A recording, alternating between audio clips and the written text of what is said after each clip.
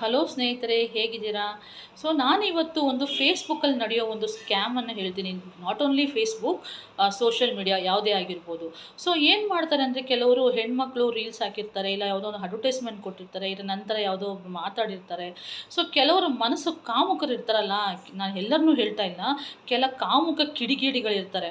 So ಅವ್ರ ಮುಖಾನ scam ಮಾಡಿರ್ತಾರೆ. ಅಯ್ಯೋ, ಇವ್ರ ಜೀವನ ಹೀಗೆ ಇರ್ಬೋದು, ಇವ್ರನ್ನ ಮಾತಾಡಿಸಿ ಏನಾದರೂ ಒಂದು ರೀತಿಯಲ್ಲಿ ಅವ್ರ ಜೀವನನ ಹಾಳು ಮಾಡಬೇಕು ಅಂತ ಕಾಯ್ತಾ ಇರ್ತಾರೆ.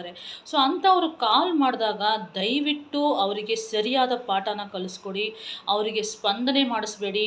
ಹಾಗೇನಾದರೂ ನಿಮ್ಮ ಕಷ್ಟಗಳನ್ನು ತೋಡ್ಕೊಂಡು ಹೇಳಿದ ಆದಮೇಲೆ ಅವ್ರು ನಿಮ್ಮ ಹತ್ರ ರಾಂಗ್ ಬಿಹೇವ್ ಮಾಡಿದ್ರೆ ಖಂಡಿತ ಅವ್ರ ಹತ್ರ ಮಾತಾಡೋದನ್ನು ಸ್ಟಾಪ್ ಮಾಡಿ.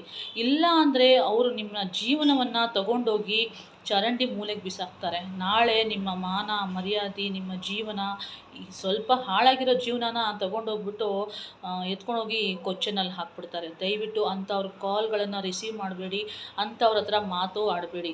ಸೊ ದುಡಿಯೋದಕ್ಕೆ ಸಾವಿರಾರು ದಾರಿ ಇದೆ, ಓಕೆನಾ? ಸೊ ಬೆಂಗಳೂರಲ್ಲಿ ಕೆಲಸಕ್ಕಂತೂ ಕಡಿಮೆ ಇಲ್ಲ, ನಮ್ಮ ಕರ್ನಾಟಕದಲ್ಲಿ ಕೆಲಸಕ್ಕಂತೂ ಕಡಿಮೆ ಇಲ್ಲ.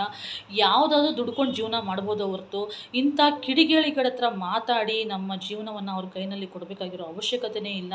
ಸೊ ಯಾವುದೇ ಸ್ಕ್ಯಾಮ್ ಕಾಲ್ಗಳನ್ನು ರಿಸೀವ್ ಮಾಡಬೇಡಿ. ಏನು ಮಾಡ್ತಾರೆ ಗೊತ್ತಾ, ಇತ್ತೀಚೆಗೆ ದೈಹಿಕ ಸಂಪರ್ಕ ಅನ್ನೋದನ್ನು ಫೋನಲ್ಲೇ ಮಾಡಿಬಿಡ್ತಾರೆ. ಓಕೆ, ಅಂಥ ಸೋಂಬೇರಿ ಕಿಡಿಗೇಡಿಗಳು ಯಾವಾಗಲೂ ಯಾರೋ ಸಿಗ್ತಾರಾ ಅಂತ ಕಾಯ್ತಾ ಇರ್ತಾರೆ. ಅದನ್ನು ಲವ್ ಅನ್ಬೋದು, ಇಲ್ಲ ಅವರು ತೀಟೆ ತೀರಿಸ್ಕೊಳ್ಳೋಕ್ಕೆ ಅಂತಲೂ ಹೇಳ್ಬೋದು. ಸೊ ಅಂಥವರಿಂದ ತುಂಬ ಹುಷಾರಾಗಿರಿ. ಓಕೆನಾ ಸ್ನೇಹಿತರೆ? ನಾನು ಹೇಳಿದ ಮಾತಲ್ಲಿ ಏನಾದರೂ ತಪ್ಪಿದರೆ ನನ್ನ ಕ್ಷಮಿಸಿ. ಇದು ಗಂಡು ಮಕ್ಳಿಗೂ ಅನ್ವಯ, ಇದು ಹೆಣ್ಮಕ್ಳಿಗೂ ಅನ್ವಯ. ನಾನು ಯಾವುದೇ ವ್ಯಕ್ತಿಗತವಾಗ ಪರವಾಗಿ ನಾನು ಮಾತಾಡ್ತಿಲ್ಲ. ಇದು ನಾನು ಜನರಲಾಗಿ ಹೇಳ್ತಾ ಇದ್ದೀನಿ. ಯಾರು ನನ್ನ ಬೈಕೋಬೇಡಿ. Thank you.